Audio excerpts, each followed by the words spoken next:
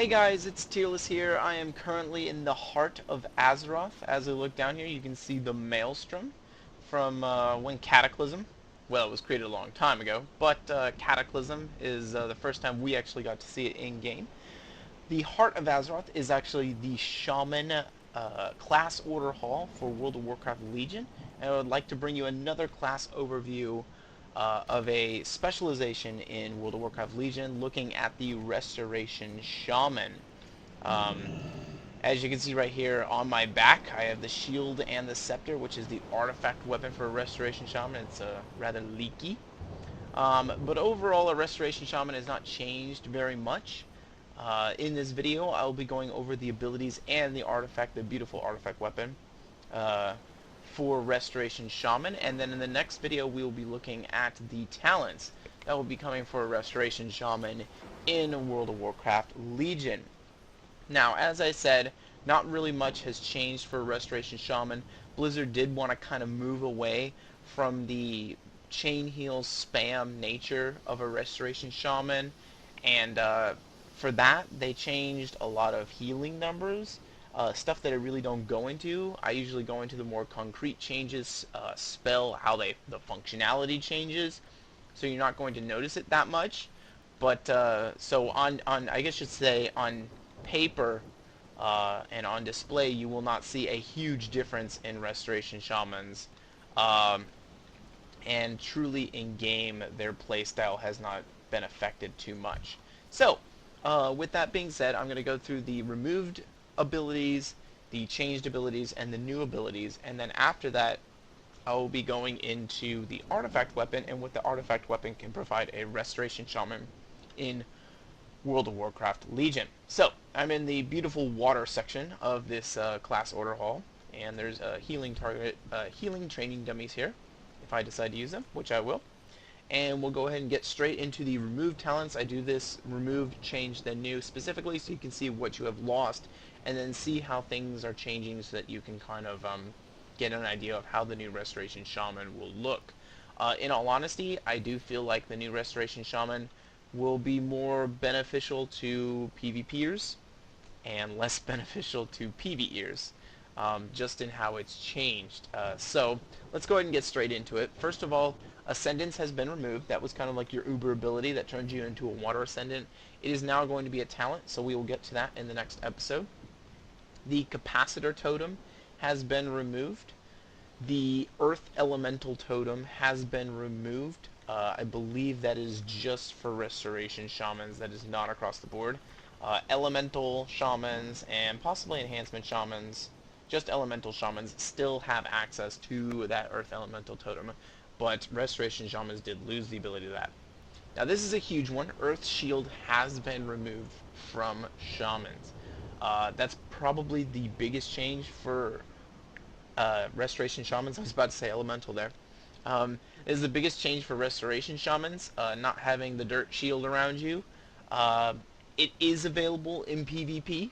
It is, I believe, at the very end of the PvP talent here, but otherwise it is not something you can use in World of Warcraft Legion. Earthbind Totem, which was a significant escape tool for Restoration Shamans in PvP, that has been removed. Frost Shock has been removed. Grounding Totem has been removed, so your ability to cancel out a spell has been removed. I do believe that comes back as a as another talent as well. I can't remember if it's PvP or PvE. We will see that in the next video. Searing Totem has been removed. Totemic Recall has been removed, and this is important. So Totemic Recall has been removed because all of your totems now can now be cast. There's no limit. You can have 5 water totems down at the same time if you have 5 water totems. The totems are now AoE spells that plop down either by a target reticle or by just right at your feet. And then they have their own radius. It no longer is going to be this where you actually have, you need to conserve your totems and you have to manage your totems because your totems have massive health pools. I'll go ahead and plop down a Healing Stream totem right now, and you can't see very well on screen, but I have 1.5 million health. So every totem that you put down has the same amount of health as you. So if anyone dares to try and, destroy your totems, it's just lunacy. Like, why would you even bother? It just doesn't make sense. So that's something that you need to kind of take note. And another reason why I say PvP shamans are more kind of back, and PvE shamans are not getting as much love this time is because, I mean, that was a big deal for shamans in general, was the fact that their totems could be stomped so easily. That's no longer the case. There's no health pools. They don't talk about health pools in the tooltips for your totems. It's just your totem is out there. Furthermore, most of your totems, um, some of them will cost mana, like your basic ones, like the healing stream totem that I put down, but there will be several that don't cost mana. So the idea of having totemic recall and the fact that you can have multiples of different types of totems out, there's really no reason for it anymore. Unleash Life has been removed as well. You may see it, it's at the bottom of my bar, but that is because it is a talent. So Unleash Life is taken off of your baseline abilities.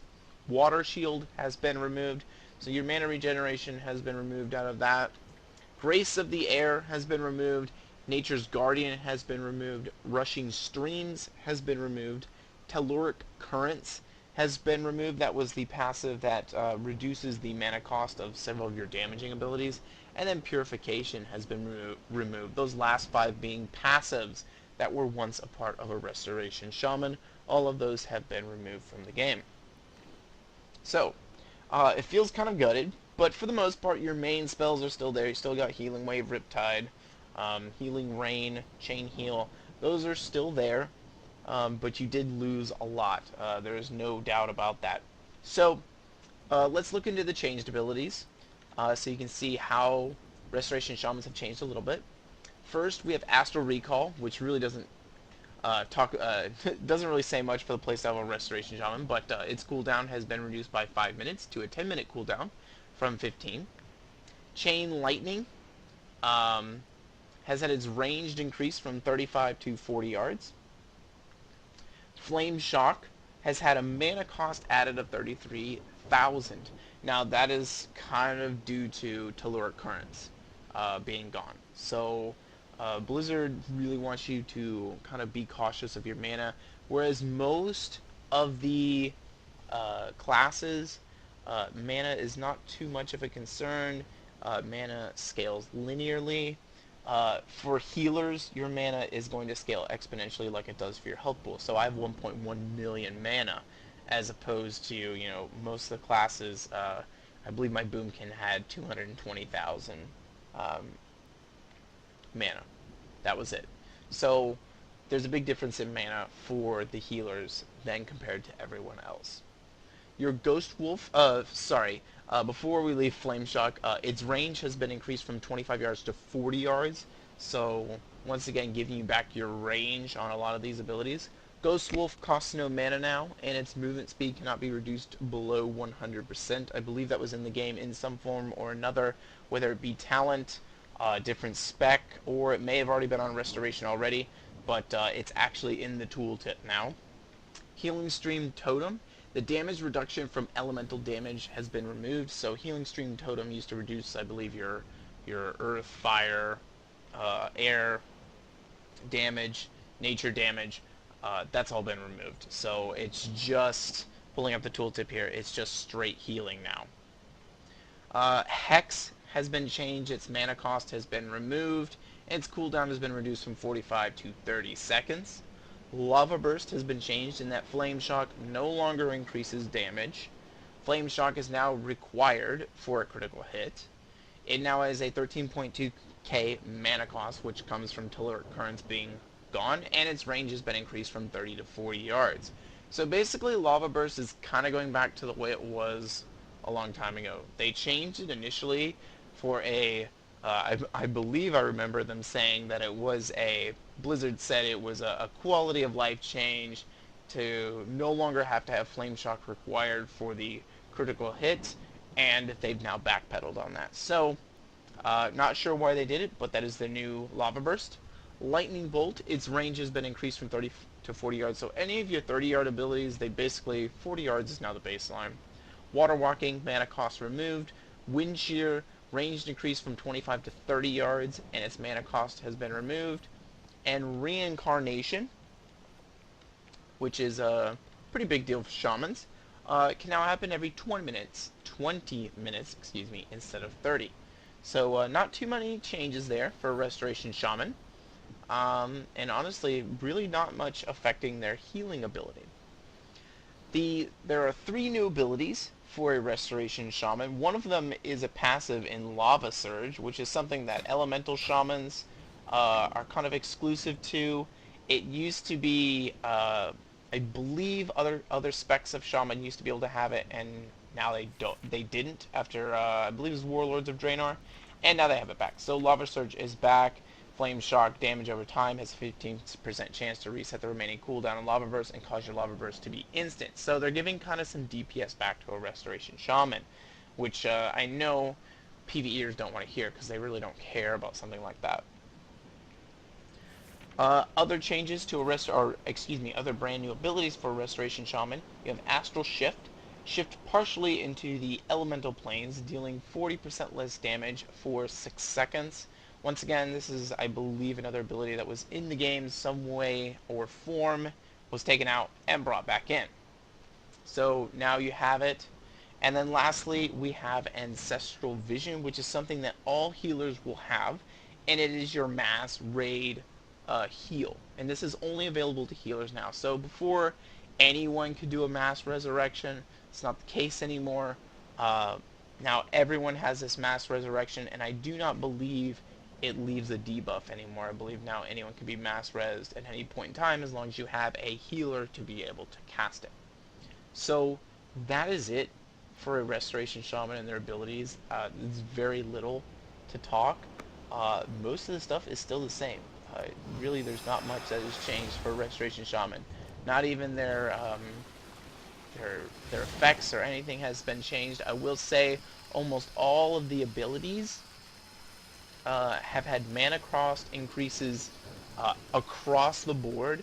However, I did the ratio and counting on them. For the most part, most of their percentage of your mana bar for all of these healing abilities should still be roughly the same. The only thing I'm disappointed in is that they did not give a new effect for Chain Heal. I've always felt that the sound effect for Chain Heal did not match the specialization at all, and I was kind of hoping they would change it, and they didn't. But maybe next time. That's all I can say. So let's go ahead and get into the artifact weapon for a Restoration Shaman. It is called Sharasdal Scepter of the Tides. Now, when you first get this weapon, you'll start down here in the bottom left-hand corner, and you'll get Gift of the Queen. Heals up to 6 injured allies within 12 yards for 91,000 damage. So I'll go ahead and use this right here. You can see what it looks like. And I have a massive AoE reticle. We'll cast it, gets out of the way, so you can see what it looks like. It's just a big, I don't even know, it's like a big water splash. I kind of like it. At least that plays into the Restoration Shaman Flowing Waters effect, much more so than Chain Heal. So, nice spell visual to go along with the artifact weapon, which is great to have. So, as I said, you will begin in the bottom left here with your artifact weapon, and then you'll have to build your way through the talent tree. And of course, the talents that you really want are going to be the ones on the end with these epic portraits. So I'm going to go ahead and read them. We're just going to start branching out and work our way up across all the way to the last 3 at the end. So the first one we have here is Grapes of the Sea. Increases all healing you do by 6%. Tidal Chains. Tidal Waves reduces cast time and increases critical effect chance by an additional 30%. Refreshing Currents. Increases mana refunded by Resurgence by 50% when Chain Heal critically heals.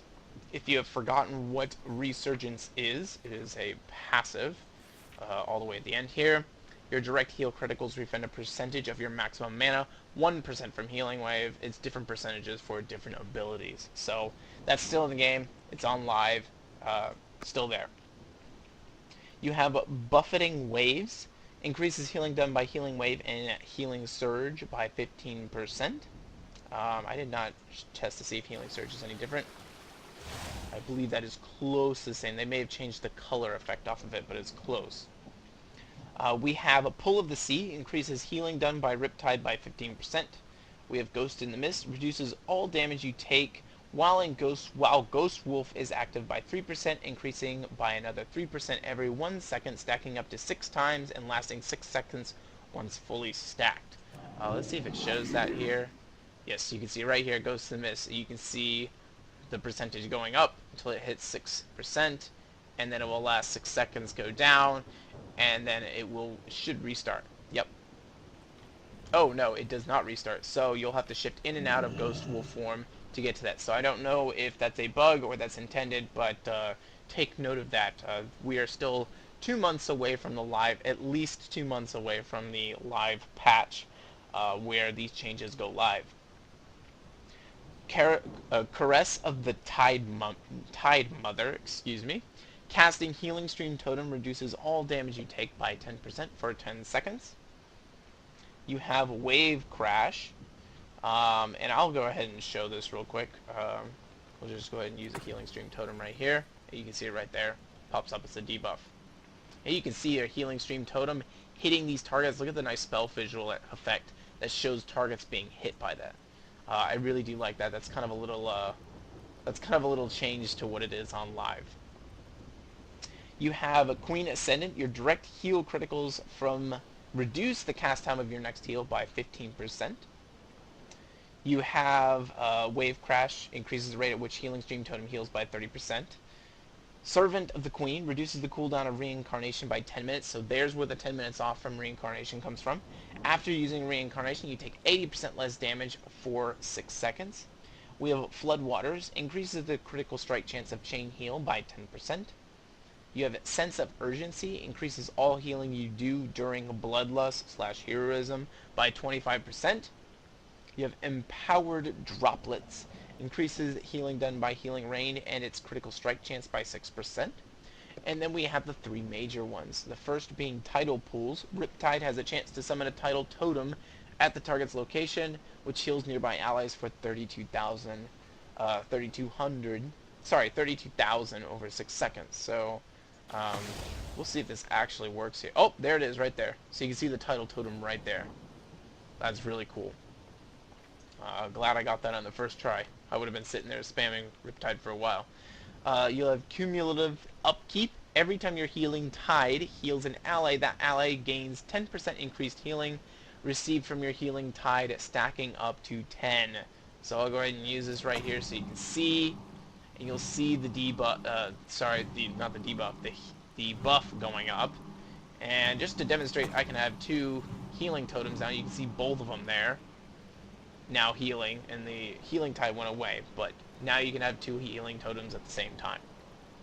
And then you have the third one here, which is Queen's Decree. Healing Stream Totem heals each affected ally for an additional 2,700 over 6 seconds. I believe that is the spell visual from Queen's Decree.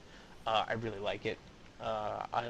That's one of the nicest spell visuals I've seen for a Restoration Shaman, in addition to the wonderful water burst that you get from Gift of the Queen. We'll go ahead and use this again right here just so we can see. This is a massive AoE effect that they have here, but that's really nice. So that's everything for a Restoration Shaman. This is one of the shorter videos. It's one of the least changed classes.